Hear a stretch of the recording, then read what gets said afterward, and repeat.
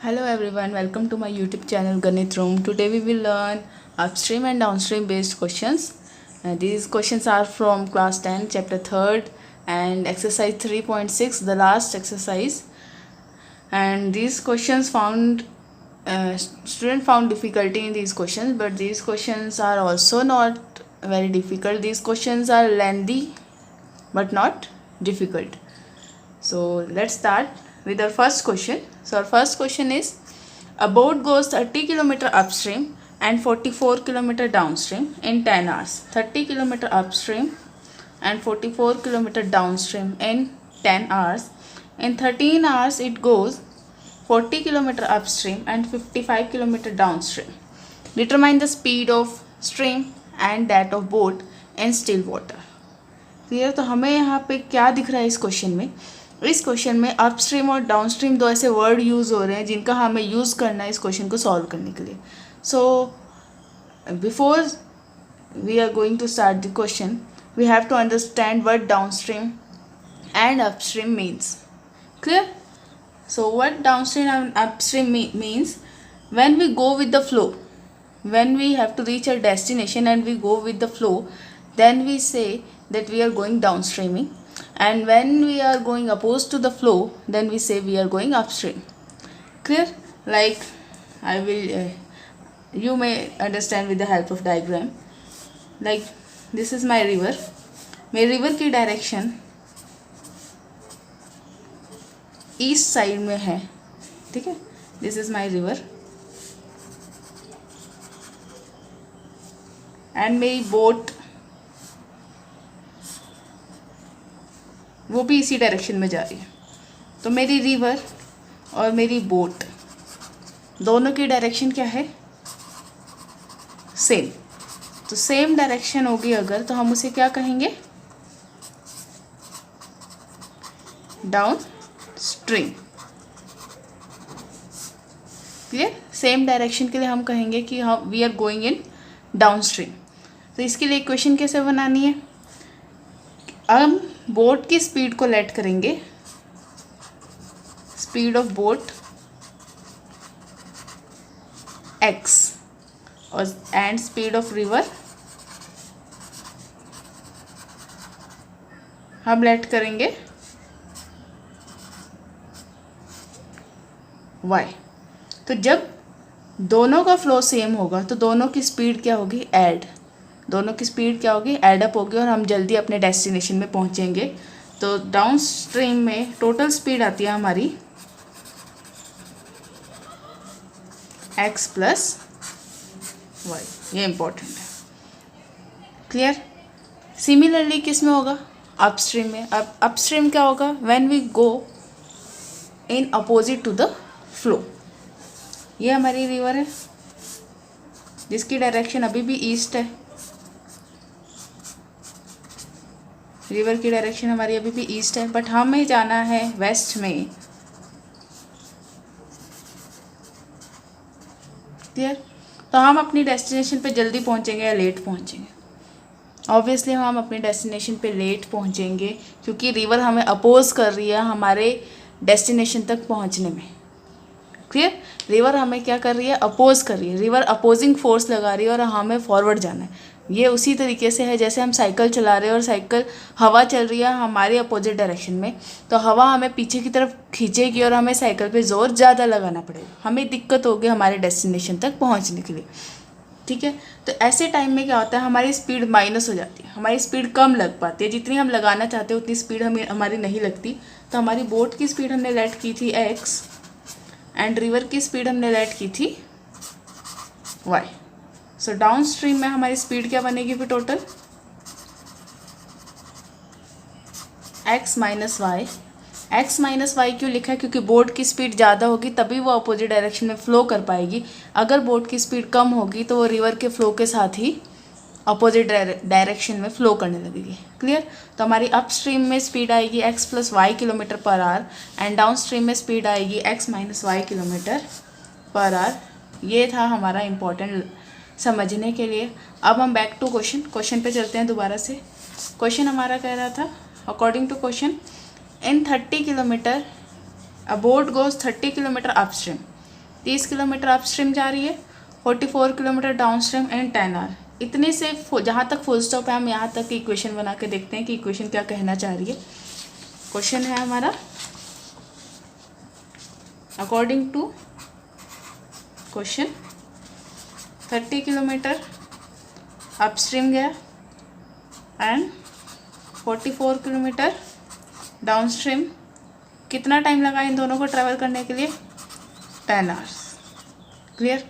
अब यहाँ पे ध्यान क्या देना है, जब भी ऐसे इक्वेशन बने कभी भी फिजिक्स में, मैथमेटिक्स में, तो एक चीज़ आपको क्लियर होनी चाहिए कि जो टर्म, जो यूनिट राइट हैंड साइड पे है वही यूनिट लेफ्ट हैंड साइड पे होनी ज़रूरी है। हमारे यहाँ पे यूनिट है किलोमीटर एंड यहाँ पे यूनिट है हमारी टाइम की। तो हमें यहाँ पे जो भी लिखा है इसको किस में कन्वर्ट करना पड़ेगा? टाइम में। तो हमें पता है कि हमारे पास एक फॉर्मूला है जिसमें टाइम, डिस्टेंस, स्पीड सब यूज़ होते हैं, और वो हमारे पास फॉर्मूला क्या है? Speed equal to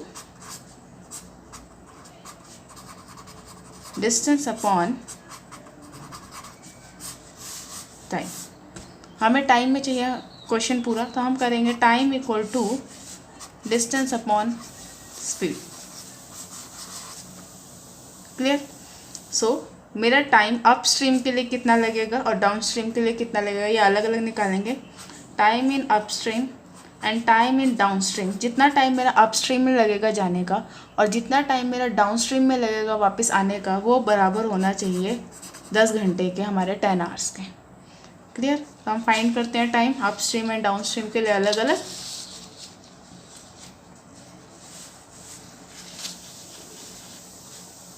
thirty kilometre upstream, time का फॉर्मूला क्या है? Distance by speed. तो हमारा टी अपस्ट्रीम बनेगा distance 30 kilometre upon speed. Upstream में क्या स्पीड थी? x minus y. And T downstream बनेगा मेरा 44 बाय, डाउनस्ट्रीम में हमारी स्पीड क्या हमने मानी थी, क्या आई थी हमारी सॉल्व करके? x plus y. दोनों को प्लस करेंगे हम, तो हमारी इक्वेशन बनेगी 30 by x minus y plus 44 by x plus y equal to 10। ये हमारी फर्स्ट इक्वेशन है। I hope you get this, how we formulate our first equation. Time, दोनों जगह टाइम होना चाहिए। अब ये हमारे जो यूनिट है ये टाइम में आ जाएगी, क्योंकि ऊपर किलोमीटर है और नीचे क्या है हमारे पास? Kilometre per hour. किलोमीटर से किलोमीटर कैंसिल हो जाएगा और हमारे पास सिर्फ जो पर आवर है वो ऊपर जाके आर में कन्वर्ट हो जाएगा। सिर्फ आवर्स की यूनिट बचेगी, टाइम की यूनिट बचेगी। क्लियर। सेकंड इक्वेशन आप खुद फॉर्मुलेट कर सकते हैं very easily. Second, in 13 kilometre it goes 40 kilometre upstream and 55 kilometre downstream. तो 40 kilometre upstream plus 55 kilometre downstream equal to 13 hour. So equation हमारी सेकंड बनेगी, equation second will B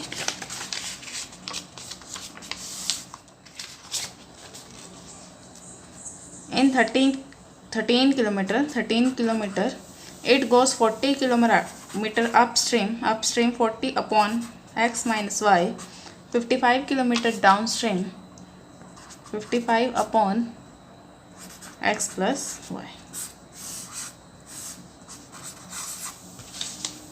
Once you get your equation, the question is nothing. जैसे ही आपको दो equation पता लग गई, you can easily solve the question. You need to understand the question thoroughly and solve it. Next, how would you solve it? As the variables are in denominator, so we will put another variable in place of these variables. So here we will put 1 by x minus y equal to u and 1 by x plus y equal to v. So our equations become 30u plus 44v equal to 10 and 40u plus 55v equal to 13.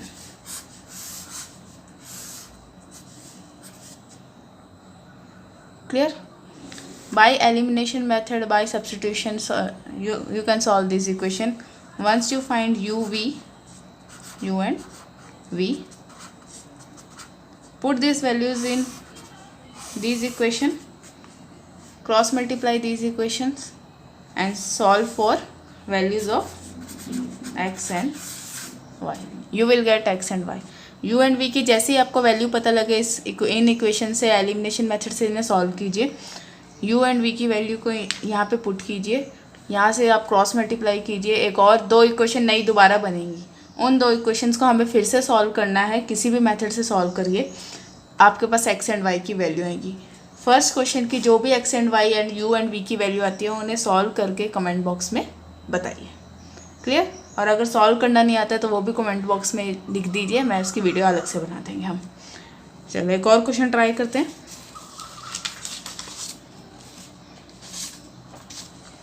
Yes, a motor boat takes 6 hours to cover 100 km downstream and 30 km upstream.